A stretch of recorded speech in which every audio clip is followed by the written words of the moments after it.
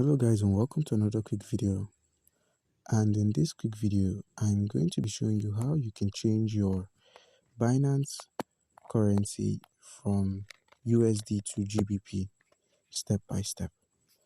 And our first step is going to be opening up Binance.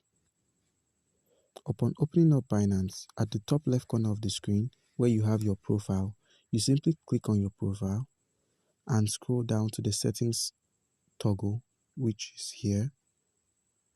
And once you've done that, you simply scroll to where you see currency and payment currency. Now, your payment currency is the currency in which you'd prefer to be paid, be it your local currency or any other currency. The Australian dollar is available. So is the Canadian dollar and Euro and GBP as well, and the Japanese yen. But what we're concerned with right now is our normal currency, which is what we are going to change from USD to GBP. So you simply click on GBP, and that's all guys. That's how you simply change your currency from the US dollar to GBP.